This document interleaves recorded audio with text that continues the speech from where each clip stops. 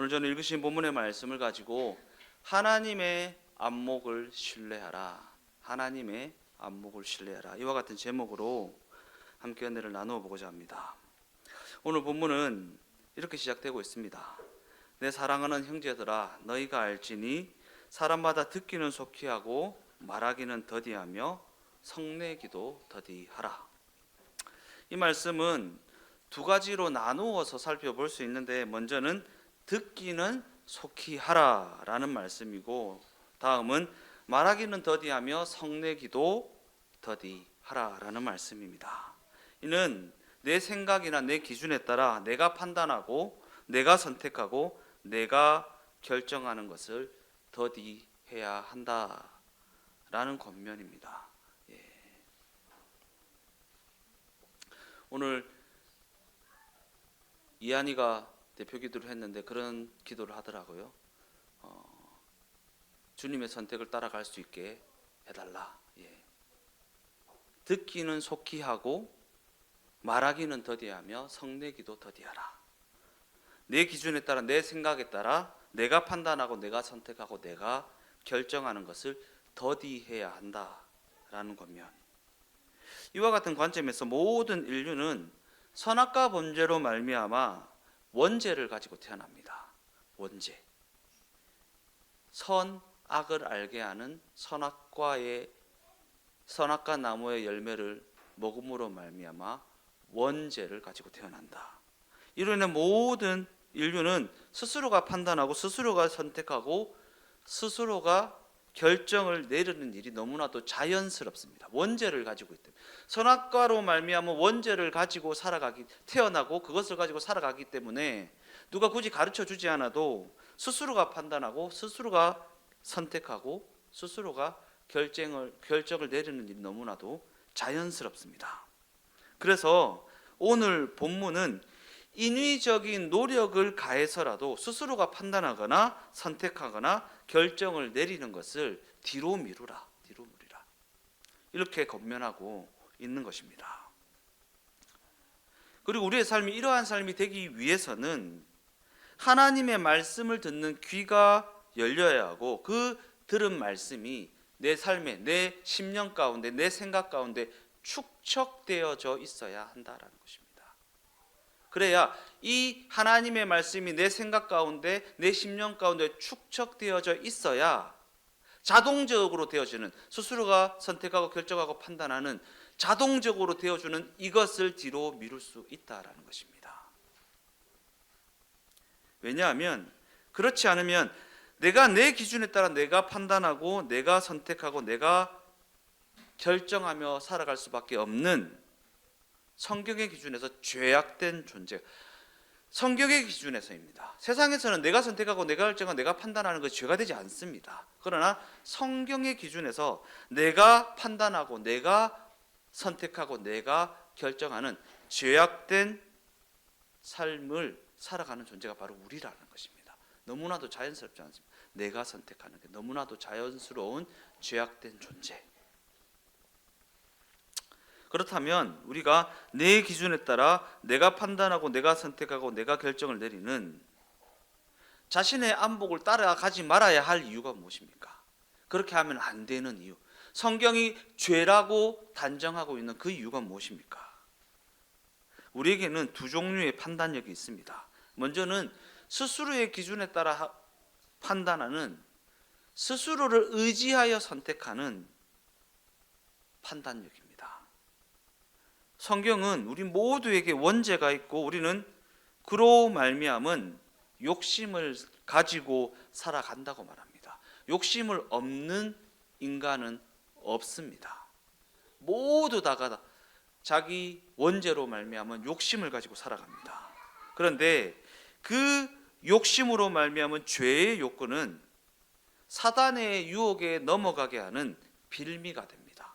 사단의 유혹에 넘어가게 하는 빌미. 우리는 그 유혹으로 말미암아 잘못된 선택을 하게 되고, 잘못된 선택으로 말미암아 잉태된 죄의 열매는 우리를 사망에 이르게 한다라는 것입니다. 그리고 다른 하나의 판단력은 하나님으로 말미암은 판단력, 곧 하나님의 말씀을 의지하는 판단력입니다. 우리가 잘 알다시피 하나님에게는 죄가 있을 수 없습니다. 그리고 죄가 없다라는 것은 사단이 유혹을 할 빌미를 가질 수 없다라는 의미입니다. 하나님에게는 죄가 없다. 그 죄가 없다라는 의미는 사단이 유혹할 만한 빌미를 가질 수 없다라는 의미입니다. 그러기에 유혹을 받지 않으시는 하나님의 판단력은 언제나 옳을 수밖에 없다라는 것입니다. 그리고 그러한 온전한 판단력은 우리 삶에 생명이 잉태되게 하고 결론적으로 우리를 영생으로 인도하신다라는 것입니다. 창세기 6장 2절 말씀입니다. 하나님의 아들들이 사람의 딸들의 아름다움을 보고 자기들이 좋아하는 모든 여자를 아내로 삼는지라. 자기들이 좋아하는 모든 여자를 아내로 삼는지라. 우리가 누군가를 혹은 그 무엇을 좋아하게 되었다라고 생각해 보십시오. 우리 어린이들 자신이 누군가를 좋아하게 되었다. 아니면 그 무엇인가 게임이 되었든 TV가 되었든 그 무엇이 되었든 운동이 되었든 그 무엇이 되었든 무엇인가를 좋아하게 되었다라고 가정해 봅시다. 우리가 누군가를 혹은 그 무엇을 좋아하게 되었다면 무엇을 보고 그 누군가를 그 무엇을 좋아하게 되었는지 그 심중의 근본을 살펴볼 필요가 있다라는 것입니다. 내가 무엇을 보고 다른 사람은 모릅니다. 나만 알 수 있어요. 그 사람이 왜 좋아졌는지 그 무엇이 왜 좋아졌는지 다른 사람은 몰라요. 나만 알 수 있습니다. 내 심중 중심에 그것을 좋아하게 만드는 그 이유가 무엇인가? 무엇으로 말미암아 그 누군가를 그 무엇을 좋아하게 되었는가? 하나님의 말씀을 듣다가 혹은 예수님과 대화를 나누는 자리에서 그 누군가가 그 무엇이 하나님의 뜻과 의도하심이 너무나도 딱 맞아서 그것을 좋아하게 되었는가? 아니면 TV를 보다가 혹은 인스타를 보다가 그것이 내 기준에 내 마음에 내 생각에 너무나도 딱 들어맞아서 그로 말미암아 그것을 좋아하게 되지는 않았는가? 무엇으로 말미암아 내가 그것을 좋아하게 되었는가? 성경이 기록하고 있는 아담과 하와의 사건을 한번 떠올려 보십시다. 아담과 하와는 뱀의 유혹으로 말미암아 하나님의 말씀에 먹으면 반드시 죽는다고 한 그 선악과가 먹음직하게 보였고 보암직하게 보였고 지혜롭게 할 만큼 탐스러워 보이는 그러한 지경에 이르게 되었다라는 것입니다. 무엇으로 말미암아요? 사단의 유혹으로 말미암아. 그리고 성경은 그들이 그 유혹으로 말미암아 사망의 길로 들어서게 되었다라는 이야기를 하고 있지 않습니까? 이는 우리가 예수님과의 대화의 자리를 찾지 않고 하나님의 말씀을 접하지 않으면 우리는 그 유혹을 이길 수 없고 그 유혹으로 말미암아 넘어질 수밖에 없다라는 것입니다. 예수님과의 대화의 자리, 하나님의 말씀을 접하는 자리, 예수님도 광야 시험에서 하나님의 말씀으로 이기셨습니다. 하나님의 말씀으로. 예수님도 내 의지로 내 노력으로 내 실력으로 이길 수가 없다라는 것입니다. 예수님도 하나님의 말씀으로 이기셨기 때문에. 그러니까 우리가 예수님과의 대화의 자리를 통해서 하나님의 말씀을 접하지 않으면 사단의 유혹을 이길 방법은 없다라는 의미입니다. 그리고 이것이 바로 우리가 하나님의 말씀을 가까이 해야 하는 이유입니다. 이를 통해 우리의 내면이 인간적인 기준에 점령되지 않도록 주의해야 한다라는 것입니다. 인간적인 기준에 점령되지 않도록. 인간적인 기준에 점령되어서 사단의 유혹을 받아 내가 사망의 길로 접어들었네라는 것을 깨닫게 된 자리에서 우리가 하는 말이 무엇입니까? 내가 잠깐 미쳤는갑다. 내가 잠깐 미쳤는갑다. 내가 그때 이걸 왜 못 봤지? 이 생각을 왜 못했지? 하면서 내가 잠깐 미쳤는갑다. 그러잖아요. 우리의 삶은 매일과 같이 이와 같은 영적인 전쟁에 노출되어져 있습니다. 우리가 누굽니까? 신자들이요. 신자들은 이와 같은 영적인 전쟁에 늘 노출되어 있는 가운데 살아갑니다. 왜냐하면 불신자들은 영적인 전쟁을 받지 않기 때문입니다. 신자들이니까 갈등이 생기는 거예요. 하나님의 말씀의 인도하심과 내 눈에 보이고 내 귀에 들리고 내 손에 잡히는 현실적인 인도하심 그 사이에서 갈등을 겪게 된다. 그 갈등이 바로 우리가 쉽게 쓰는 단어로는 영적 전쟁입니다.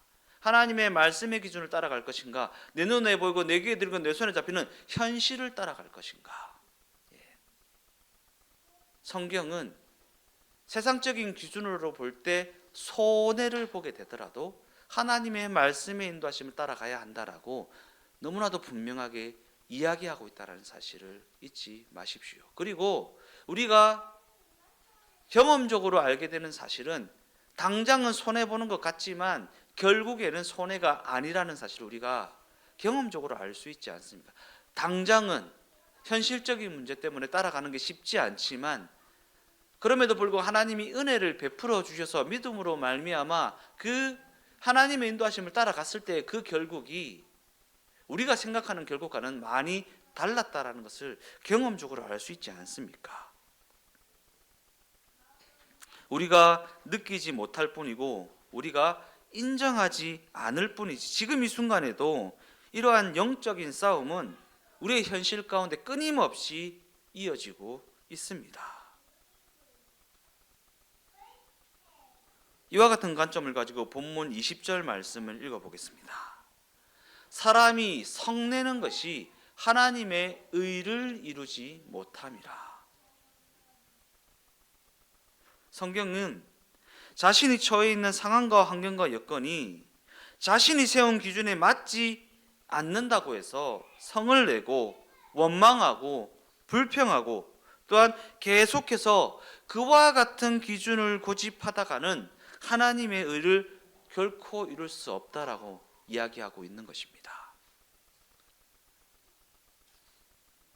이 이야기에 자유할 사람이 누가 있겠습니까? 내가 접해 있는 현실은 누구나 마음에 들지 않습니다. 그죠? 원망이 되는 부분이 있고 화가 나는 부분이 있고 불평이 나는 부분이 있기 마련입니다. 그러나 나를 원망하게 만들고 불평하게 만들고 성나게 만드는 그 기준 앞에서 자꾸 내 기준을 고집하다가는 하나님의 의를 이룰 수 없다라는 것입니다. 왜 그렇습니까? 앞서 말씀드린 것처럼 우리의 기준과 우리의 판단력에는 죄악된 욕심이 스며 있기 때문입니다. 죄악된 욕심이 스며 있기 때문입니다. 욕심이 잉태한 즉 죄를 낳고 죄가 장성한 즉 사망에 이르게 된다. 그러기에 우리는 우리의 기준과 우리의 판단력에는 여러 가지 유혹들로 말미암은 욕심이 잉태되어 있다는 사실을 유념해야 됩니다. 왜냐하면 욕심이 잉태되고 그 욕심이 장성하면 사망에 이를 수밖에 없기 때문입니다.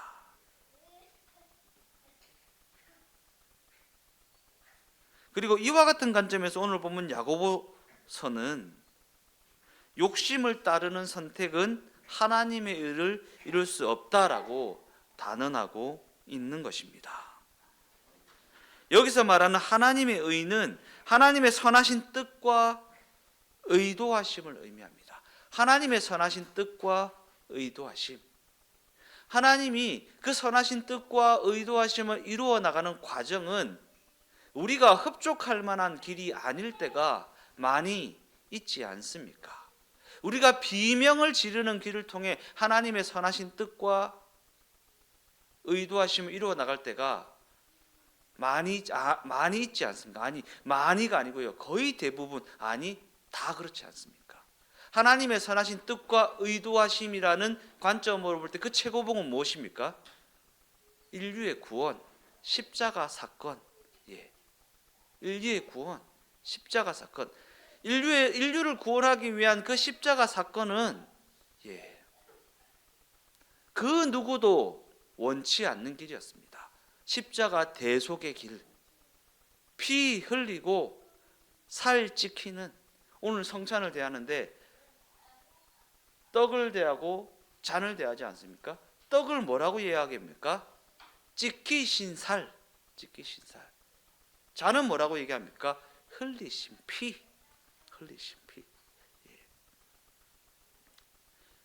예수님인들 그 길이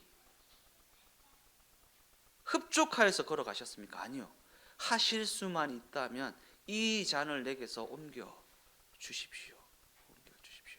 하나님의 선하신 뜻과 의도하심을 이루어나가는 그 과정은 우리가 흡족할 만한 길이 아닐 때가 많이 있다. 많이 있다. 그래서 제가 설교할 때 가끔씩 한 번씩 얘기하는 게 무엇입니까? 제가 신학 공부를 할 때 교수님에게, 교수님은 어떻게 하나님의 뜻과 의도하심을 분별하십니까? 라고 했을 때, 내가 원하는 반대 방향으로 가면 얼추 하나님의 뜻이다. 얼추 하나님의 뜻이다. 왜요? 내가 원하는 방향은 죄악된 욕심이 스며들어 있는 경우가 너무나도 많이 있기 때문에.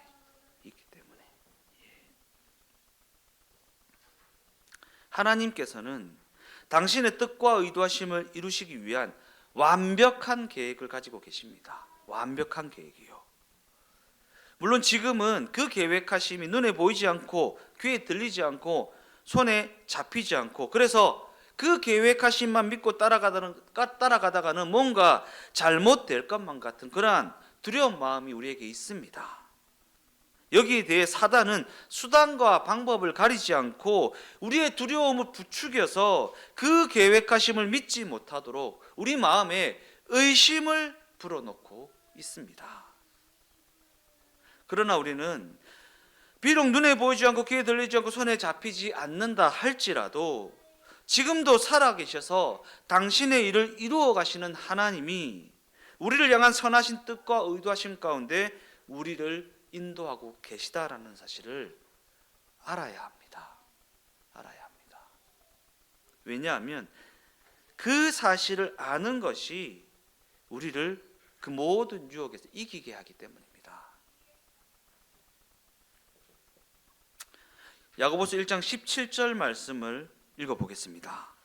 온갖 좋은 은사와 온전한 선물이 다 위로부터 빛들의 아버지께로부터 내려오나니 그는 변함도 없으시고 회전하는 그림자도 없으시니라.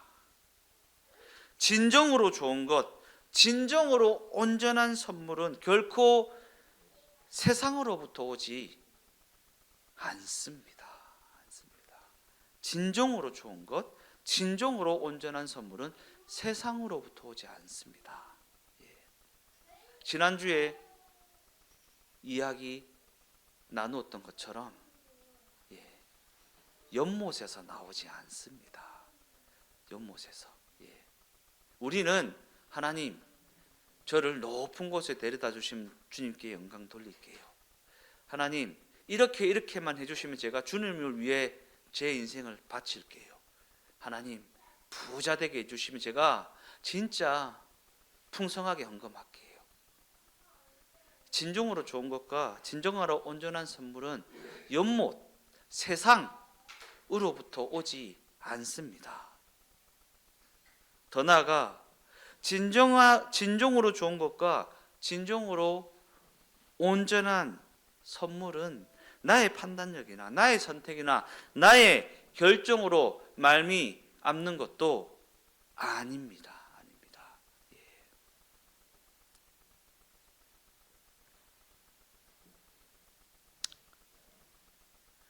여기서 우리는 하나님이 좋으신 분이라는 사실을 떠올릴 수 있어야 한다라는 것입니다. 하나님이 좋으신 분이시다. 또한 그 좋으신 하나님이 우리를 향한 선하신 계획을 가지고 계심을 떠올릴 수 있어야 합니다. 왜냐하면 우리가 하나님을 믿는다라고 하는 것은 말씀이 육신의 옷을 입고 오신 예수님을 믿는다는 것이고, 그 예수님이 우리를 선한 길로 인도하시는 좋으신 하나님이라는 것을 믿는 것이기 때문입니다.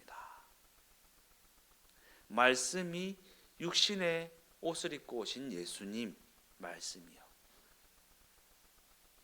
그 예수님이 우리를 선한 길로 인도하시는 좋으신 하나님이시다. 우리 모두에게 하나님을 향한 이와 같은 믿음이 있었으면 좋겠습니다.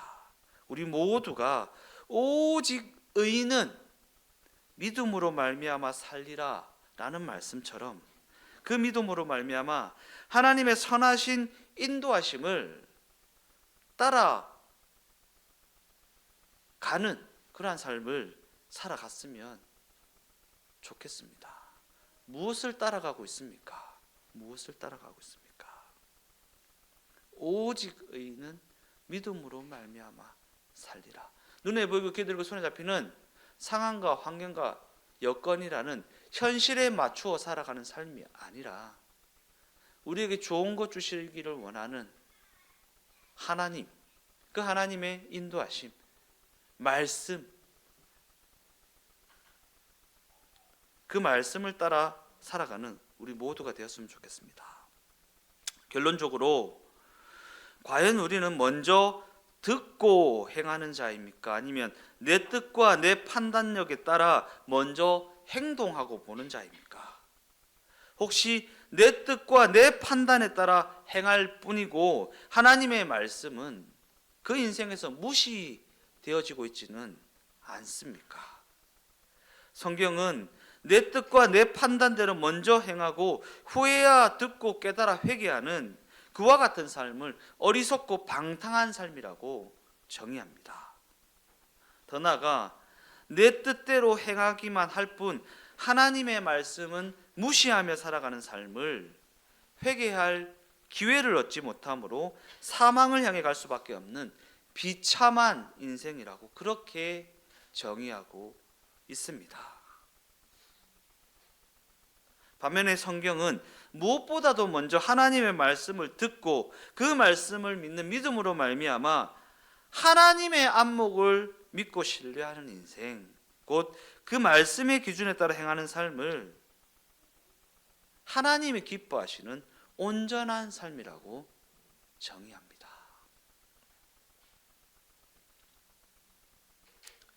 우리 모두의 인생이 그와 같이 하나님의 말씀에 따라 판단하고 하나님의 안목을 따라 선택하는 하나님의 식견과 안목을 가진 축복된 인생이 다 되어지시기를 예수님의 이름으로 축원드립니다.